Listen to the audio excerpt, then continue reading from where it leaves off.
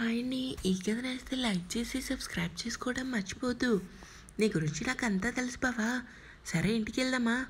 అందరూ మన కోసం ఎదురు చూస్తుంటారు. అరవి మాటలకి పార్దు ఏం మాట్లాడలేదు. కామ్గా బయటికి వెళ్ళాడు. అరవి మాత్రం బాధగా చూస్తుండిపోయింది.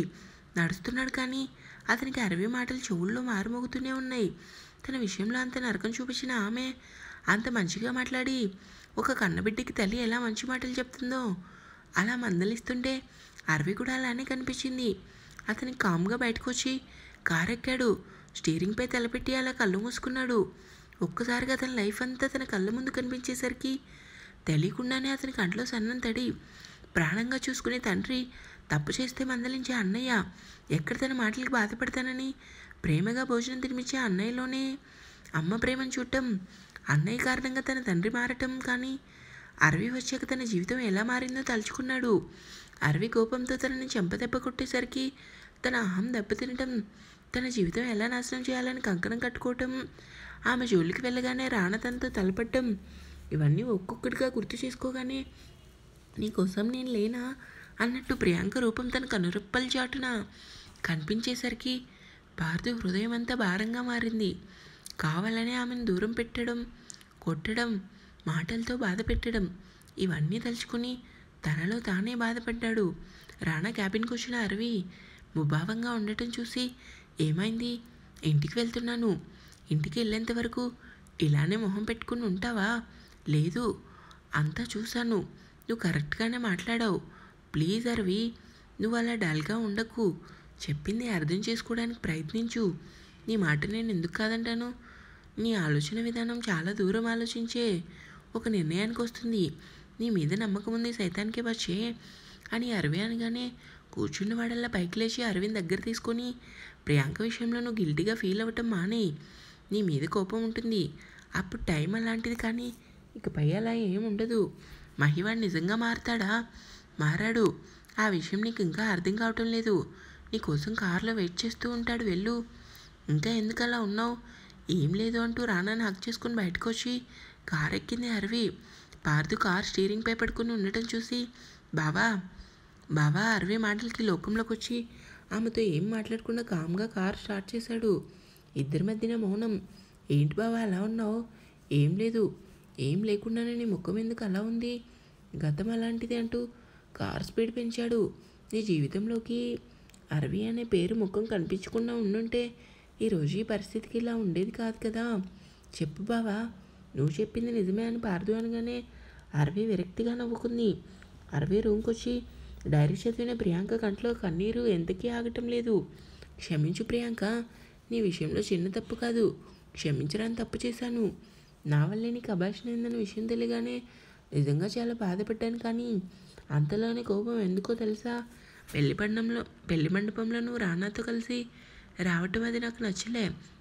వాటితో చేతులు కలిపావనే నిన్ను నేను దూరం పెట్టాను. కానీ నీకు తెలియదు, నా కోపాన్ని, నేను పెట్టే బాధలన్నీ భరించి నన్ను వదిలేసి వెళ్ళిపోతావనుకున్నా. అందుకోసమే అరవిని ఆయుధంగా తీసుకున్నా. కానీ ఏం లాభం?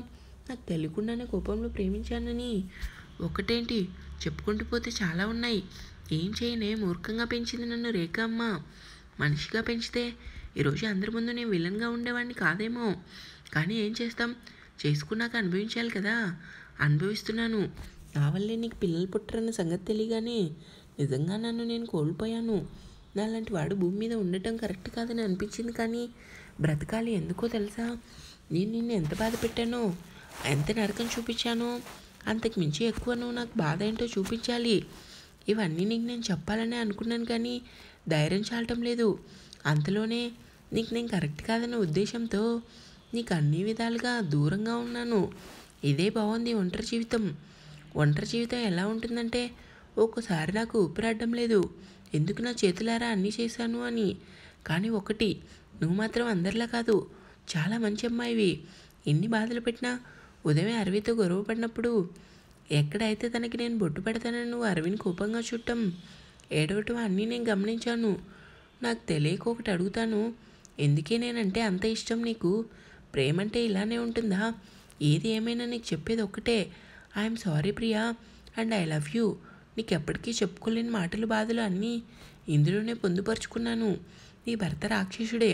నీ దృష్టిలో మాత్రం కాదు అవునా? ఆ మాటలన్నీ చదువుతుంటే ప్రియాంక విరక్తిగా నవ్వుకుంది. పేజీలు తిప్పుతూ డైరీ అంతా చదివి క్లోజ్ చేసి బయటకు వచ్చింది. అప్పుడే లోపలికి వచ్చారు పార్దు, అరవి. అమ్మా అంటూ రియా నవ్వుతూ అరవిని చుట్టేసింది. రియా బయటకు వస్తానన్నావు. వస్తాను మామ. అమ్మకి బాయ్ చెప్పొద్దా? చెప్పు తల్లి, ఎవరొద్దన్నారు? 1 మినిట్ లేట్ అయినా సరే నేను ఆఫీస్కి వెళ్ళిపోతాను మామ అంటూ కోపంగా చూసింది రియా. మరి నాకు టైం అవుతుంది రారా? సరే అమ్మా, నేను శక్తి మామ బయటికి వెళ్తున్నాం, బాయ్. సరే జాగ్రత్త. నాకెందుకమ్మా జాగ్రత్త, శక్తి మామకు చెప్పు అని రియా అనగానే ఏదో లోకంలో ఉన్న పార్దు రియా మాటలకి నవ్వొచ్చింది. ఆ నవ్వు చూసిన ప్రియాంక ఆలోచిస్తూ గార్డెన్లో కూర్చుంది. పార్దు కామ్గా తన రూమ్కి వెళ్ళగానే ఏంటి కదా కథ కంచికి చేరిందన్నయ్య, ఓ అర్థమైంది అంటూ నవ్వుతూ రియాని ఎత్తుకుని బయటికి వెళ్ళాడు శక్తి. సాయంత్రం టైం 6 అవడంతో తన రూమ్కి వచ్చింది ప్రియాంక. అప్పుడే పార్దు ఫ్రెష్ అయ్యి బయటికి రావడం చూసి ఫేస్ పక్కకు తిప్పుకొని ఎప్పట్లానే అతను డ్రెస్ తీస్తుంటే, నీకు ఎన్నిసార్లు చెప్పినా బుద్ధి రాదా? ఎందుకు నా బట్టలు టచ్ చేస్తావు? ప్రియాంక నాకు కోపం రప్పించుకే, ముందు దయచేసి నా రూమ్ నుంచి వెళ్ళిపో. అతను ఎంత అరిచినా తిట్టినా కూడా ఆమె పని తను చేసుకునేసరికి పార్దు కోపం నశాలానికి ఎక్కింది. ఒక్కసారిగా ప్రియాంక చేతిని పట్టుకుని లాగేసరికి అమాంతం అతని ఎదపై వాలిపోయింది. ఒక్కసారిగా ఆమె 2 బుగ్గల్ని అదిమి పట్టుకుని, ఏంటే తెలుగు అర్థం కావడం లేదా? బొమ్మని చెప్తుంటే వినిపించడం లేదా? నిన్నే మాట్లాడంటూ కల్లెర్ర చేశాడు. చంపేయి, నాకైతే నిన్ను చంపేయాలనే ఉంది. ఎందుకే నా ప్రేమకు మధ్యలో వచ్చి చచ్చావు? నీ వల్లే అరవి నాకు దూరమైంది. నా వల్ల? అవును అంటూ కోపంగా ఆమె జుట్టు పట్టుకున్నాడు. నా వల్ల అరవి నువ్వు విడిపోయారా? ఆమె వాయిస్లో బేస్ వచ్చేసరికి పార్దు ఆశ్చర్యంగా చూశాడు. ఇంకా ఏమైనా తిట్టాల్సినవి ఉన్నాయా? ఏంటే నోరులేస్తుంది? అతని మాట పూర్తి కాకముందే 2 చెంపులు ఎర్రగా కందేలా చాచిపెట్టించింది. ప్రియాంక ఆమె కొట్టిన దెబ్బ ఫోర్స్కి వెనక్కి అడుగు వేసి కోపంగా చూశాడు. ఎంత ధైర్యం నీకు? నన్నే కొడతావా? అవసరమైతే చంపేస్తాను కూడా. ఏం చేస్తావు? ముక్కలు ముక్కలుగా నరికేస్తావా? అంటూ కోపంగా ముందుకు అడుగు వేశాడు పార్దు. ఎందుకు? అసలు ఎందుకు? నువ్వే అన్నీ అనుకుని దోషిగా నిలబడ్డం. ఇంకా ఎంతకాలం ఈ నటన? ఏంటి నటన అంటూ పార్దు కోపంగా చూడగానే మరోసారి చెంపల్ని వాయించింది. ప్రియాంక అంటూ అరిచాడు పార్దు. అరిచావంటే చంపేస్తానంటూ ఏడుస్తూ అతని షర్ట్ కాలర్ పట్టుకొని, ఎంత నమ్మాను? ఎందుకు నాకు బాధను చూపిస్తున్నావు? ఎన్ని రోజులు నా నుంచి తప్పించుకుని తిరుగుతావు?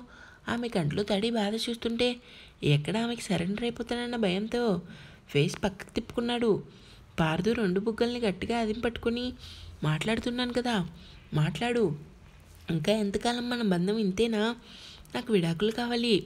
అంతే. పార్దు నోటి నుంచి ఆ మాట రాగానే చెంపపై కొట్టి విడాకులు కావాలా అంటూ కోపంగా పిచ్చి తట్టిందల్లా ప్రియాంక అరిచేసరికి హాల్లో కూర్చున్న జాను బాబు భయంగా పైకి లేచారు. బాబా, ప్రియాంక మాటలా వినిపిస్తుంది. వాళ్ళిద్దరు గొడవ పడుతున్నారా? అవును పద చూద్దామని అభి అనగానే, వద్దు బాబా, భార్యాభర్తల మధ్యన గొడవ జరుగుతున్నప్పుడు మధ్యలో మనం వెళ్ళకూడదు. కానీ అరవి ఎప్పుడు లేనిది ప్రియాంక గట్టిగా అరుస్తుంటేను పెళ్ళైన కొత్తలో ఇలా నోరు విప్పితే తన పరిస్థితి ఇలా వచ్చేది కాదు అని అరవి అనగానే జాను అభి ఏం మాట్లాడలేదు. చెప్పు, విడాకులు కావాలా అంటూ గట్టిగా అరుస్తూ రూమ్లో ఉన్న వస్తువులన్నీ పగలగొట్టి బెడ్షీట్స్ అన్నీ కింద పడేసి పార్దుని కోపంగా చూసింది. పిచ్చికాని పట్టిందా? అవును, పిచ్చే పట్టిందంటూ పార్దు షర్ట్ కాలర్ పట్టుకుని, ఏంట్రా ఇప్పుడు కూడా మనసులో ఉన్న మాటను బయట పెట్టాలని లేదా? చెప్పు అంటూ ప్రియాంక కళ్ళ నిండాతో నీళ్ళ చూసేసరికి పార్దు అలా చూస్తూ ఉండిపోయాడు. ఏం చెప్తాడు? ఆమె మనసును తన మాటలతో ముక్కలు చేసినప్పుడు. చెప్పు, ఎందుకు ఇంకా నువ్వు నోరు విప్పటం లేదు? నా ఎదురుగా నిలబెట్టడానికి ముఖం చెల్లలేదా అంటూ ఎర్రబడిన కళ్ళతో బాధగా చూసింది. అతను ఏం మాట్లాడలేదు. రూమ్ అంతా నిశ్శబ్దంగా ఎంతలా అంటే తుఫాన్ వచ్చి వెలిసినట్టుగా ఉంది. ఏడుస్తూ అతని మొహంపై తలనానించి, వదిలేయి, నన్ను వదిలే చాలు, జీవితానికి సరిపడిన ఆనందం ప్రేమ అన్నీ నాకు ఇచ్చావు, గుడ్ బై అంటూ కళ్ళు తెరిచి అతని నుదుటిని ముద్దు పెట్టి, నీ మనసులో నా స్థానం ఏంటో చెప్పు. నాకు తెలియదు, కానీ నా మనసులో నువ్వు ఎప్పుడూ నాకు దేవుడివే. కారణం అంటూ తన మెడలో అతను కట్టిన పసుపు తాడు చూపించి, మన బంధానికి నువ్వు విలువ ఇవ్వకపోయినా నేను ఇస్తాను, కానీ ఇన్ని సంవత్సరాలు నీ కోపానికి బలై పోరాడి అలసిపోయానంటూ ప్రియాంక నీరసంగా పడిపోతుంటే అమాంతం ఆమెను పట్టుకుని బెడ్ మీద పడుకోబెట్టి, ప్రియాంక ప్రియాంక అంటూ ఆమె చెంపని తట్టాడు. అయిపోయింది, మన మధ్యన ఏం లేదు పార్దు, వదిలే అంటూ అతని చేతిని గట్టిగా పట్టుకుని నీరసంగా ఉండటంతో నిద్రలోకి జారుకుంది ప్రియాంక. ఆమె పరిస్థితి చూసిన పార్దుకి ఎంతకీ ఏడుపు ఆగలేదు. మెంటల్గా బాగా డిస్టర్బ్ అవడంతో ప్రియాంక పరిస్థితి చూసి జాలేసింది. కానీ ఆ పరిస్థితి రావడానికి కారణం తనే అని తెలిసి తనని తానే గాయపరుచుకున్నాడు పార్దు. ఎందుకో ప్రియాంకను చూడగానే ఒక్క క్షణం అక్కడ ఉండాలనిపించలేదు. ఆమె పాదాలపై తన ముఖాన్ని పెట్టుకుని వెక్కి వెక్కి ఏడ్చాడు పార్దు. ఇంకా ఉంది కిప్